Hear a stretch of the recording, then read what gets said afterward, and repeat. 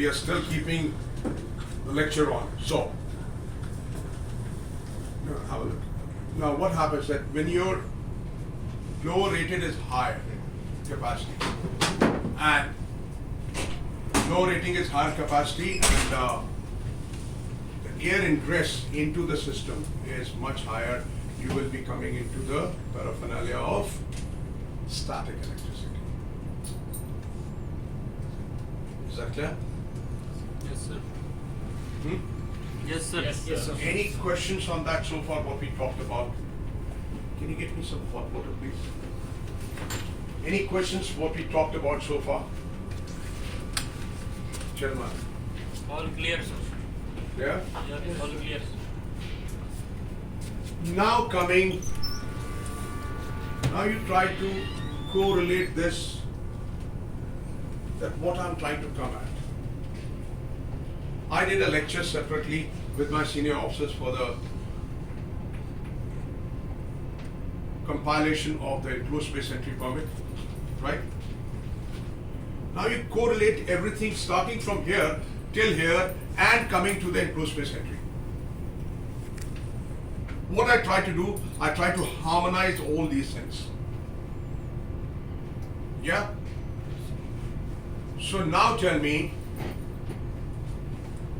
that Bada Sahab is not there.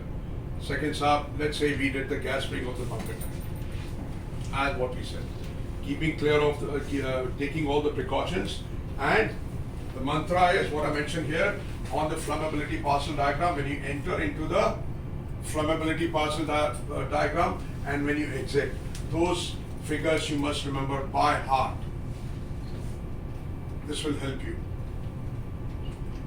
So let's say we are already carrying out the dilution by air because we don't have inert gas for the bunker tanks. We have entered here, we have exited over here. Now we are coming into the safe atmosphere. That is when the HC is less than 2% by volume and O2 is increasing. Now you are coming into the lower explosive limit or flammable range. And that is what I said earlier, that as per the flammability parcel diagram, it is approximately 1.4%, which is graduated equivalent to 100% of LEL. Now you have to prepare the tank for gas spray. Now tell me how the gas spray is going on. Now what precautions would you take as per the enclosed space entry permit? Tell me. You have the enclosed space entry permit in front of you. Read it out, gentlemen, and chief officer and second engineer. You complement each other to see if one misses out, the other covers up. And then you can ask me the questions, I will answer you. First, we have the pre-entry preparation. So, Okay, speak out. Speak louder. First is we will be ventilation by mechanical means. Okay. And other than that, we will be isolating all the connections. Like we have the pipelines. We have, first is the gas spring is in progress, fine. The tank is not yet gas free, right? Yes. This, we come to when we have taken the final readings that yes, the tank is gas free. Prior to making a man entry. So what we talked about. First is, when you check the LEL or O2, you will refer to the bunker MSDS, right? Number two, what is it? What is the number two thing? Jay Prakash, what you said earlier. We check the toxic gases. Toxic gases. That information you will get in the MSDS. You will check the TLV, STEL, and TWA. TLV, threshold limit value. STEL is short-term exposure limit. TWA is time-weighted average. This is all given in the MSDS. Now, let's say we are in compliance with that. Now, what do we do? So, we have checked. Let's say the bunker tank of yours is gas-free. Prior to the entry, enclosed space entry, these are the checks what you carry out. So, what you did. Once you're on the flammability parcel diagram, this is, let's say, 0 or nil, and O2 is 20.9%. You stop the blowers, because every time gas reading you're taking, you'll have to stop the blower, otherwise you'll not get the correct readings. So the final check before you think of, yes, maybe the bunker tank is ready for the man entry. What you will do, you will carry out again a gas check after stopping the blower, waiting for 15 minutes for the turbulence to stop. Yes. Carry out the gas checks. O2 20.9, NDL 0, let's take that example. You've also checked the toxic gases. Toxic gases as per the MSDS are 0. Do not write in the toxic gas column, not applicable. If suppose some gases which are written in the form and are not cited in the MSDS, just write down not applicable as per MSDS. Okay, next thing, start. Then you prepare for the man entry to check what is Second, start reading. Chief Officer, give him a backup. Start step by step. That is the reason I've given you this form. So, check that. We have already checked the atmosphere. Now we check for the illumination. Bunker tanks. Okay, what is the second point? Illumination or lockout, tagout or isolations. What does that say? Segregation. Blanking off. Blanking off. Speak louder so I can hear. What is the next point? Segregated by Segregation, lotos. Lotos to be imposed. Mechanical isolation, electrical isolation or any isolation. The same thing what we discussed in the permit to work system lecture about a week ago. Right? Thank you. Just keep it here. Next. Towards we make preparation for personnel who is entering. So Good. Give me the pointer. Give me the pointer, gentlemen. Start reading point by point. Has the space been cleaned where necessary? Speak louder, Chief. You didn't have your lunch. Has the space been cleaned where necessary? Okay. Then we have pre-entry atmosphere test readings. Okay. Then has the space been tested and found safe for entry? Cross-checking the points which we have discussed just earlier. Okay. Have arrangements been made for frequent atmosphere checks to be made while the space is occupied and after work breaks? Okay. Have arrangements been made for the space to be continuously ventilated throughout the period of occupation and during work breaks? Are access and illumination adequate? Person entering the space have adequate illumination and headlights, intrinsically safe headlamps? Is a proper fall arrestor device and full body harness available, checked and being used for tank entry unless permanent fall prevention structures such as full length guard railings are provided on the vertical ladders? Okay, just stop. Now, what all things we covered up? We did the gas check, we did the toxic gas, we have enforced the lotos, we have checked the areas clean. Yeah? What is next? we made preparation for fall arrestor devices. FPD, okay, that is the people should wear and they should be drawn with the harness and the FPD. They should be drawn with the harness and the FPD. Next, please. Are persons entering the space briefed about the importance of maintaining 3-point contact on ladder? Okay. Now these things, when we are preparing, entering, making this enclosed space entry permit, besides Phillospher was not there, we talked about the gas checks, toxic gases, enforcing of lotos, what we discussed during the PWTS. Then the point came 3-point contact, fine, that's very good. At the same time, when we are filling up this, we are also keeping our people mustered with us. In other words, if there is a cargo tank inspection, then you are filling up this, you have pumpman, you have AB, the people who are assigned to do the task. Because what happens? And that is the importance of brainstorming session or toolbox talk or toolbox meeting. So don't leave it for the last. Otherwise you'll have to fill up the whole thing again.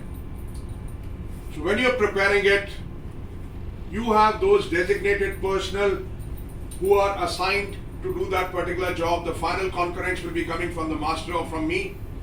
Make sure those people are sitting with you and you're discussing same time all those things, because none of us is a walking encyclopedia. We tend to forget.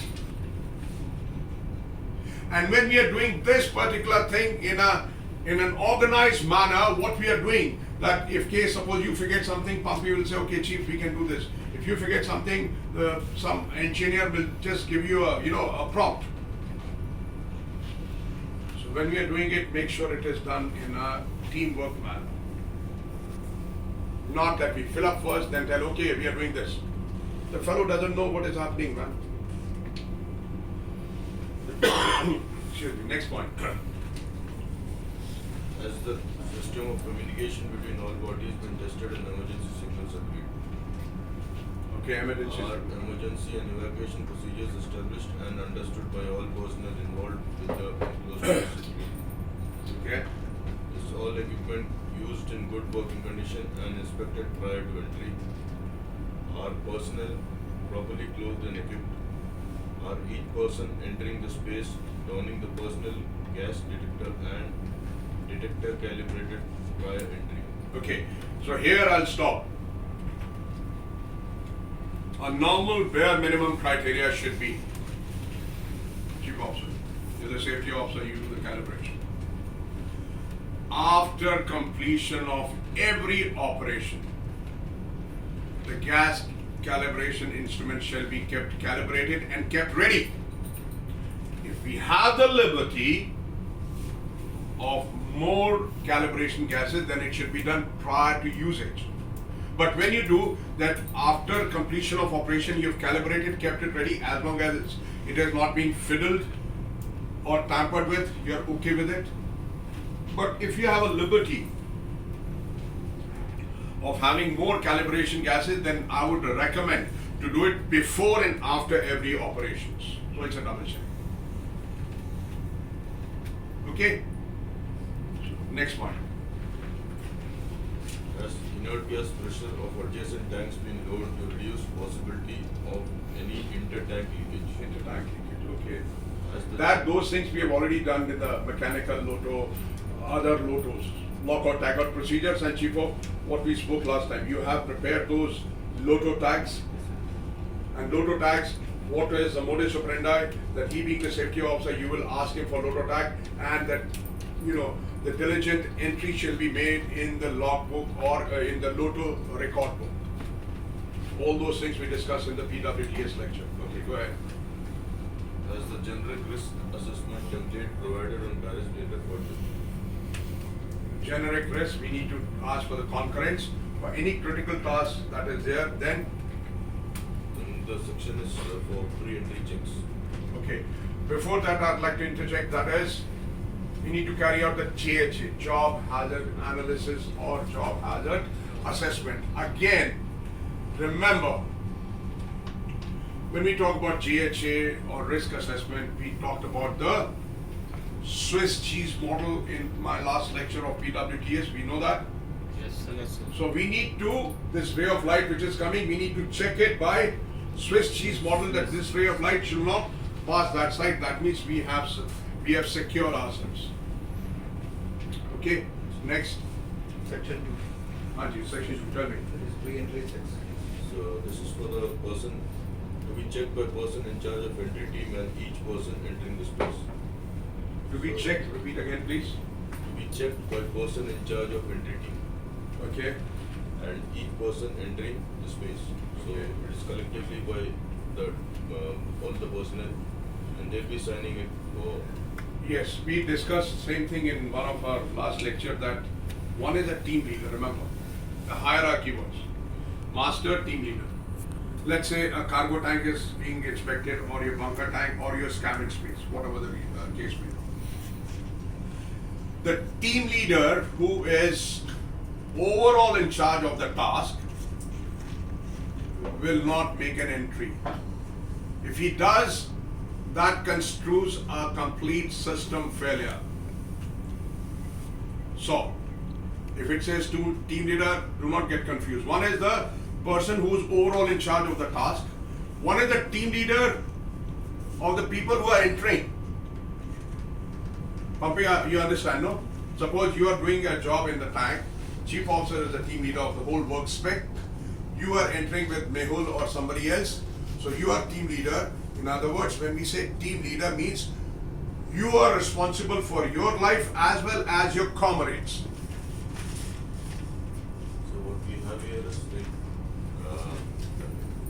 team leader, then we have the responsible officer. Yeah, so responsible, no, what I audited earlier, that many times responsible officer also enters the space, then it is gone. Remember, permit to work culture.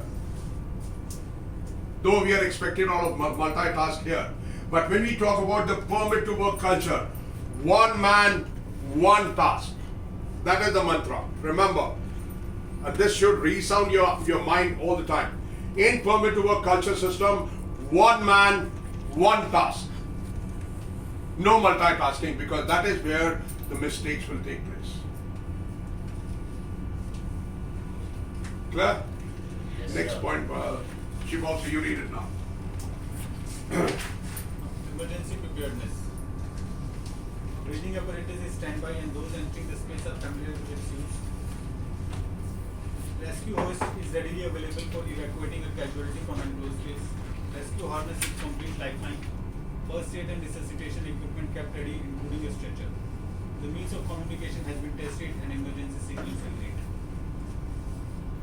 So, rescue equipment should be there, and legitimately speaking, we should have the tripod for evacuation of the casualty in case there need be. So, for all the enclosed space entry permits, we have the tripod, right?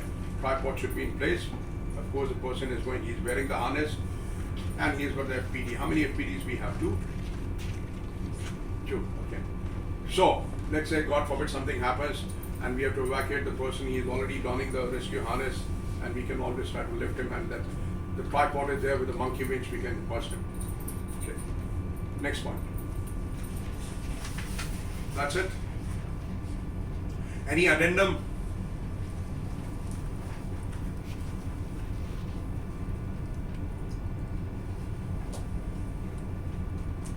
Are we through here with the enclosed space entry permit, gentlemen? We have discussed all the points. Seconds up. So we have a last point. Yes. Is saying a note. This permit is rendered invalid should ventilation of the space stop or if any of the conditions noted in the checklist change. Yes. So, we have checked the gas readings before entry. At that point of time, we stopped the blower, waited for 10-15 minutes for the turbulence to stop. Then we checked the gas readings at different points. We also checked for the toxic gases as per MSDS, what we discussed. Once we are 100% clear that it's okay, nothing's going to change, we start gas free. And required, you can take one backup reading and then send the people. Now during that course, what this point says that because of that, if there is a problem in the gas string, problem with the gas string fan or something, then this enclosed space entry permit becomes null and void. We'll have to start the whole process again. Correct? So this particular lecture, I was thinking to go with the gas measuring instruments, but I think people have to be better placed now. Before I adjourn with this meeting and stop this recording, I would legitimately like to ask you, gentlemen, you have any doubts about what we talked about so far? No, sir. Chief Officer, yeah. So, in case if a bunker tank or any other tank have only one manhole, what will do? You'll have to open up the ventilator. Because that's the only way. Because that's the way you can do it, because no other way. So in that case, if you have the reversible blower, the extraction and the positive, then you see the capacity of that. Yeah. And preferably you fit it on the manhole. And how many ventilators you have for the bunker tank? One. If you have maybe two, you utilize as many as you can, because that is the only way you can gas free, otherwise you can't. It's something similar like when you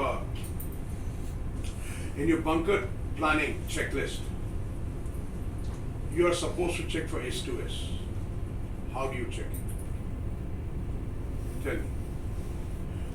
Bunker planning management as per VIQ chapter 11, you're supposed to carry out the H2S gas checks. How do you check and where do you check? Check at the vent. Huh? When the bunkering is happening. Bunkering is going on. We check the Sonic pipe? Yes or no? at Huh? the vents. At the vents, mostly at the vents. What's his name? Fitter? What's his name? Nagaraj. Natarajan from the sonic pipe. Yeah? No. When you also check the. Not from the sounding pipe, because in the sounding pipe, if it is not clogged, the bunker is filling up. You are not getting the gas sample. The gas sample you're getting only from the ventilator. So what happens? The top cap of the ventilator, which has got 2 or 3 bolts, nuts, you can open and take the gas reading from there. So coming to the same question, that yes, if you have one manhole and no other second manhole, then you'll have to accelerate that with from the ventilator. Whatever the maximum opening of the ventilator, because if you take out the head, then I think the space is around 8 to 10 inches wide, the flange. So that will have some better ventilation. Okay, what else for us? 1 minute. Sometimes we have one manhole door on the bottom side and the other on the top side of the tank. So that Okay. you can put the blower down. You can put the blower down, then you're doing the displacement. You're doing the displacement. Because bottom, the flushing will be much faster. As long as the sludge accumulation is not too much. Because see what happens. If you have realized that you've taken a gas reading in the morning, 8 o'clock, by such time it's noon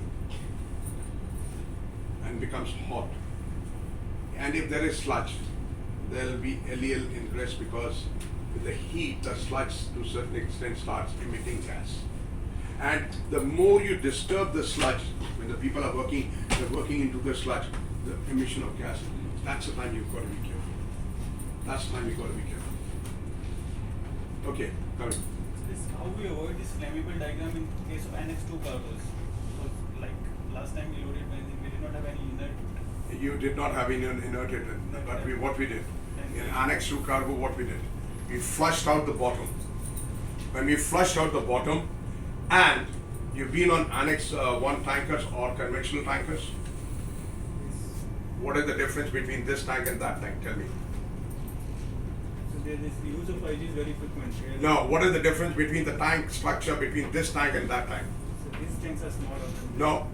What is the main difference between a conventional tanker and a chemical tanker? Tank construction. All tanks have individual discharge lines. Negative. And Negative. Loading. The main difference in a conventional, you say VLCC or dedicated Annex 1 cargo tanker, the framings are inside. Inside. So you have more clingage. You have more clingage and more problem for gas free. For chemical tankers, you will always have the framings on main deck and in the ballast tanks, and you will have corrugation.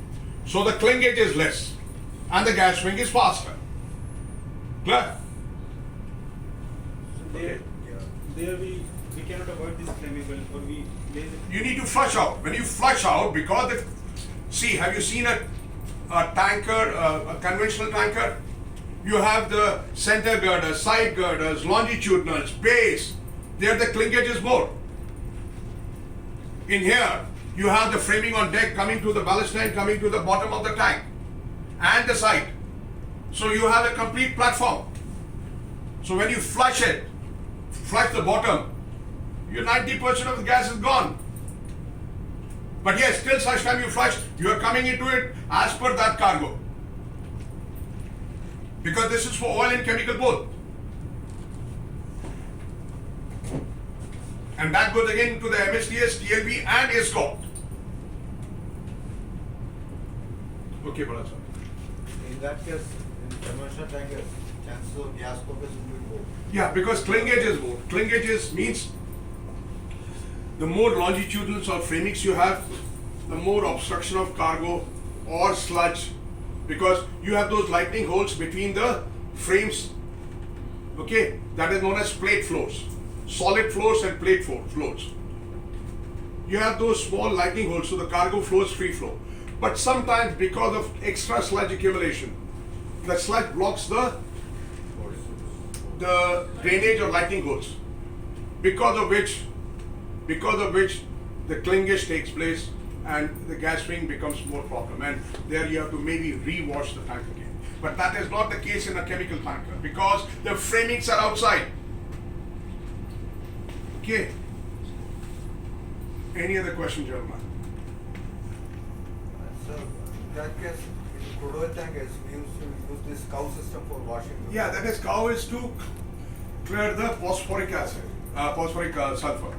That is when you do the cow, you carry out the, you do the cow, you know, as per the cow manual, where it will tell you that each cycle, bottom cycle, top cycle is how many as per the throughput of the machine, and this much should be done because the cow manual also gives you the blind sector. Because of this clingage, because on top also inside the tank you have the framing, bottom you have, side you have, so you have more clingage. So if you refer to any of the cow manual, you will come across that the blind sectors are from this time to this time, this sector to this sector. So you will have to, probably that particular machine which has got the maximum number of blind sectors, you may have to do 2 cycles.